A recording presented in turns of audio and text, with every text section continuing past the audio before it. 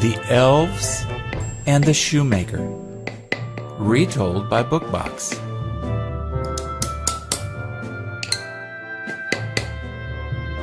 Although Peter Shoemaker worked hard and was kind to everyone in the village, he could never earn enough money making shoes. On this particularly cold and snowy day, all he had left in his workroom was enough leather to make one last pair of shoes. That evening, Peter carefully cut up his precious leather and laid it aside for the morning, when he would sew them together. The sun rose the next morning, and Peter was ready to start work. But to his great surprise, an exquisitely crafted pair of shoes sat on his work table. "What magic!" said Cecilia, his wife. They quickly put the shoes in the shop window, for the holiday shopping season had just begun. As luck would have it, the shoes fitted the finicky Mrs. Sniggins perfectly, and she paid a generous sum for the fine fit.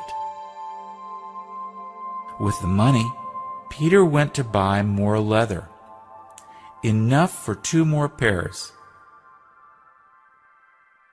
That evening, he once again set to work cutting his leather, and he left the pieces on the table when he went to bed. Hoping for a good design, he fell asleep dreaming of shoes.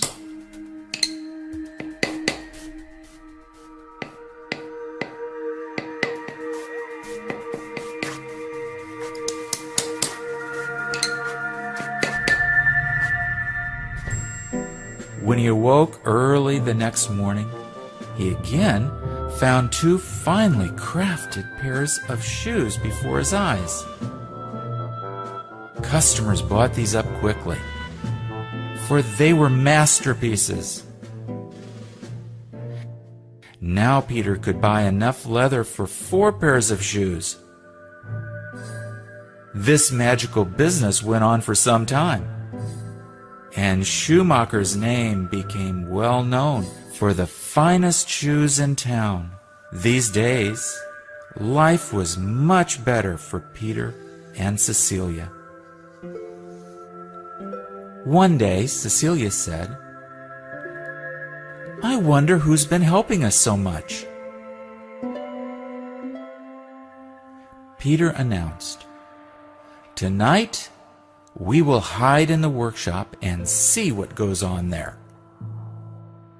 And so they did. At exactly midnight, 2 tiny elves tiptoed in and began to work, swiftly making the fine shoes. They were shabbily dressed and weren't even wearing shoes themselves. Before daybreak, they had already dashed off, leaving several pairs of shoes ready for sale that day.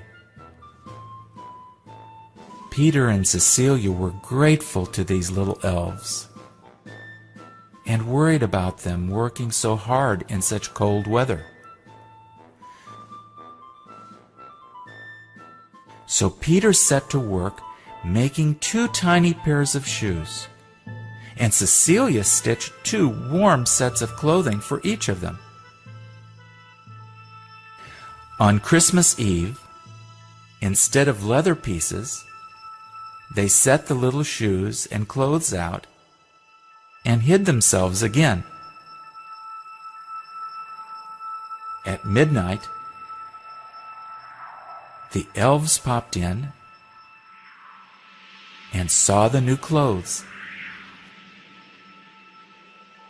In a flash, they had them on their little bodies. They were so happy that they laughed and chuckled and danced right out the window. never to be seen again.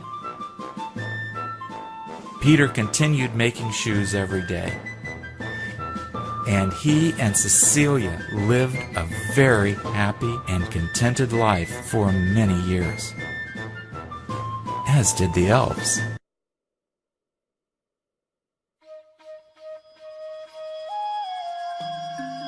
The Whispering Palms by Deepa Gangwani and Tina Suhanik. Mori was a little girl with big brown eyes. She lived with her parents in a beautiful coconut grove next to a small blue lake.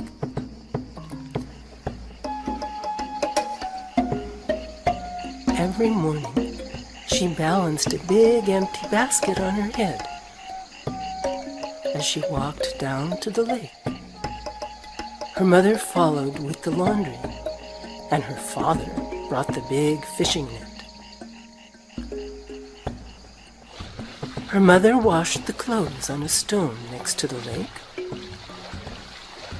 while her father went fishing.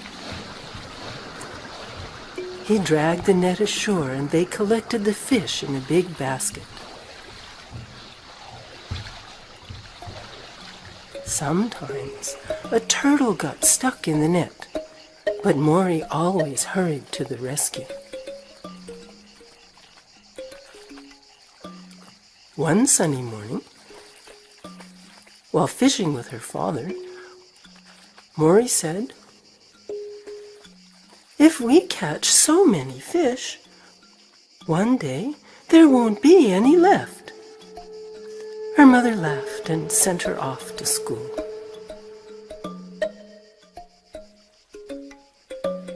Under the shade of the trees, Mori's mother fell into an uneasy sleep.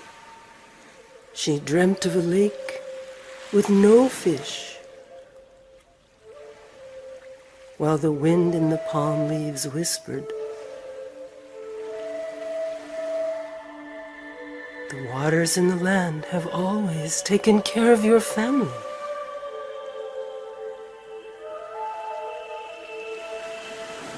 So you have to take care of them in return.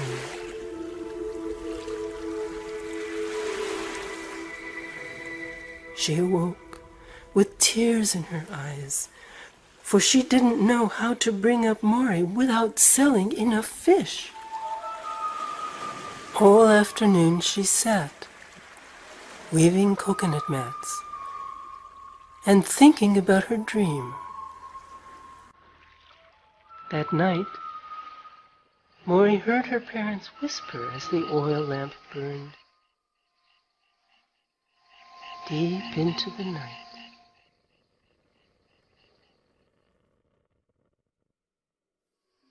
The next morning, her father gave her a smaller basket.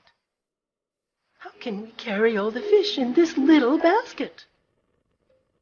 Mori asked. "We will only take as many fish as will fit inside this basket," he replied. Mori was puzzled.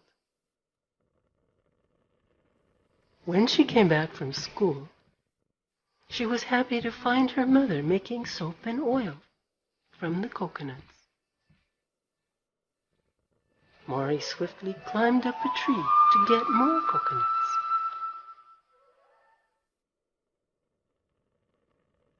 But her mother cautioned, "Don't pluck them. We must only use what the tree gives us." Her father added, "We have taken only fallen coconuts for these things. Look, we've even made this soap with a jasmine flower inside." From that day on, the family made brooms from the palm leaves and wove mats from coconut fiber. They took soap, oil, and only a small number of fish to the market. When Mori grew older, She loved to carve tiny turtles out of coconut shells and always wore one around her neck.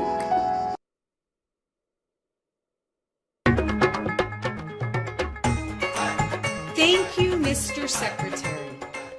I grew up in a family of sports lovers. My father adored tennis. He was a national champion. And my mother was a badminton player. After school, our whole family met at the tennis coaching center. My mother would come from home dragging along a bag that had everything from hot milk and fruits to tennis clothes.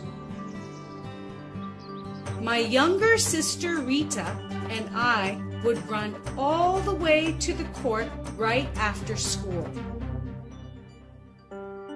We would sit together on the side bench and try to finish our homework while waiting for our turn. As a teenager, I traveled all over the country playing competitive tennis. I didn't have much money then and had to travel in unreserved train compartments. The travel would be exhausting as I hardly ever got a place to sit. However, the benefit of third-class travel was that students got the ticket at half price. But it was hard to get a hold of the form that would allow me to do so. The secretary of the Tennis Association issued these forms and was a very important person. He liked to prove his importance by making applicants wait. Sometimes I wasted an entire day waiting to see him. I had homework, exams, tennis, and often extra fitness sessions, but had to sit in a queue which never seemed to move. I would beat my fists angrily on the bench, feeling helpless. On one such occasion, after waiting for hours in a queue, when I finally managed to see the secretary, I couldn't hold myself back anymore. I told him in a serious tone, "I have learned from you that I must always respect the needs of others. When I grow up, I will never make anyone wait like this. I will value others' time." The secretary was furious, and can you guess what he did? I was already a national junior champion in tennis,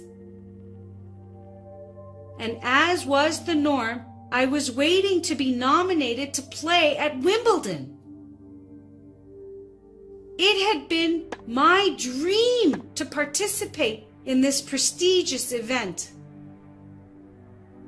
But the secretary chose someone else instead of me.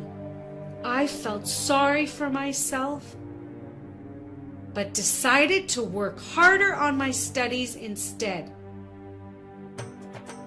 I soon began to top my class. Today, when I look back at my life, I thank the secretary for teaching me such a valuable lesson.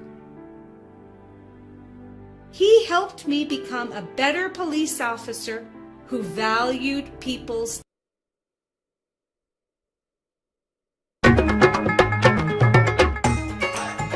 Train Bedi. The governor called for me.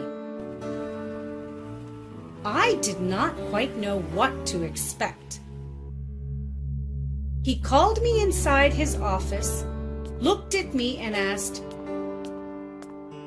"Kiran, do you know why I have called you?" I swung my head from side to side and said I did not. Then he smiled slightly and said, Kiran, the Asian Games are hardly a year away, and the Delhi traffic condition is chaotic.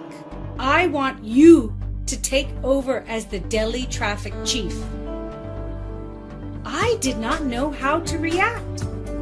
This was a huge responsibility, and it turned out to be one of the most rewarding experiences of my career.